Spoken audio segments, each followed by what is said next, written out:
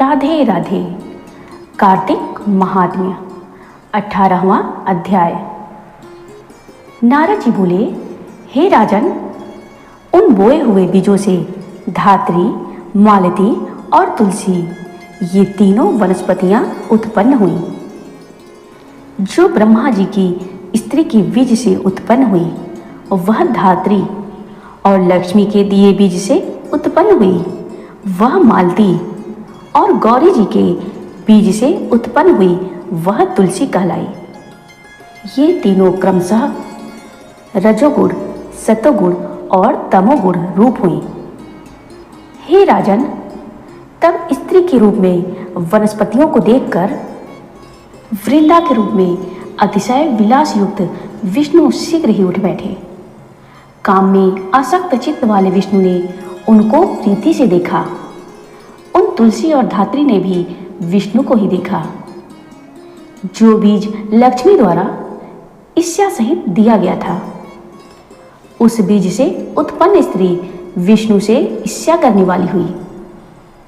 इस कारण अति निंदित वह बर्बरी नाम को प्राप्त हुई, और धात्री तथा तुलसी उनमें प्रीति करने से उनकी प्रीति बढ़ाने वाली हुई। तदनंतर भूले दुख वाले देवताओं से नमस्कृत विष्णु प्रसन्न हो उन दोनों समेत वैकुंठ भवन को गए। इसी कारण कार्तिक के उद्यापन के समय तुलसी मूल के निकट विष्णु की पूजा की जाती है, और वह विष्णु की प्रीति बढ़ाने वाली कही गई है। नारद जी कहते हैं, हे राजन, जिसके घर में तुलसी वन स्थित रहता है उसका घर तीर्थ रूप होता है। उसमें यमदूत नहीं आते। सब पापों को दूर करने वाले और कामना के देने वाले पवित्र तुलसी के वन को जो पुरुष लगाते हैं वह श्रेष्ठ मनुष्य यमराज का दर्शन नहीं करते। नर्मदा नदी का दर्शन, गंगा जी का स्नान और तुलसी के वन का संसर्ग, ये तीनों समान पुण्य वाले कहे गए हैं। तुलसी लगाने, पालने, सींचने और दर्शन से मनुष्य की वाणी, मन और काया से इकट्ठे किए गए पापों को तुलसी जला देती है। जो पुरुष तुलसी की मंजरी से विष्णु जी तथा शिव जी का पूजन करते हैं वे कर्म रूप घर में नहीं आते और निसंदेह मुक्ति पाते हैं। पुष्कर आदि तीर्थ और गंगा आदि नदी और वसुदेव आदि देवता तुलसी दल में वास करते हैं। तुलसी के मूल की मृत्तिका जिसके अंग में लगी रहती है, ऐसे पुरुष को सैकड़ों पापों से युक्त होने पर भी यमराज देखने को समर्थ नहीं होते। नारद जी कहते हैं, हे राजन, वह विष्णु के समीप प्राप्त होता है। यह बात सत्य है।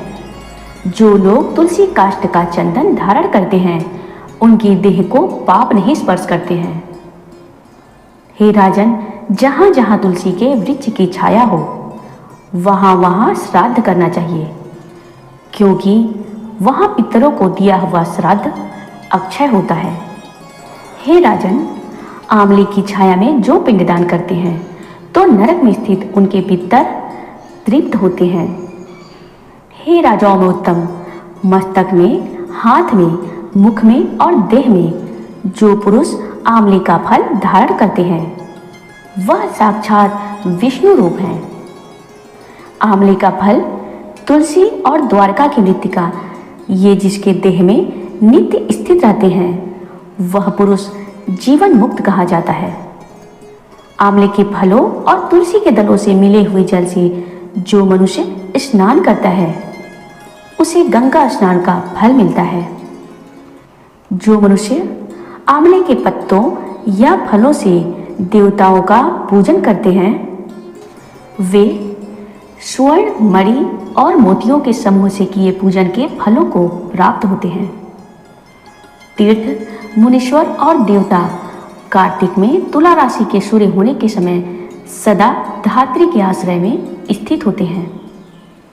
जो मनुष्य द्वादशी को तुलसी दल तथा कार्तिक में धात्री फल का छेदन करते हैं वे अति निंदित नरक को प्राप्त होते हैं। जो कार्तिक के महीने में आंवले के वृक्ष के नीचे विष्णु भगवान का पूजन करते हैं, उनको सब क्षेत्रों में विष्णु जी के पूजन का फल प्राप्त होता है। धात्री और तुलसी के महात्म्य को विष्णु भगवान की महिमा के समान चतुर्भुज ब्रह्मा भी कहने में समर्थ नहीं है। नारद जी कहते हैं, धात्री और तुलसी की उत्पत्ति के कारण को जो मनुष्य भक्ति से सुनते हैं वह पाप रहित हो अपने पुरुषों समेत उत्तम विमानों में बैठकर स्वर्ग को जाते हैं। जय श्री कृष्ण, जय श्री कृष्ण।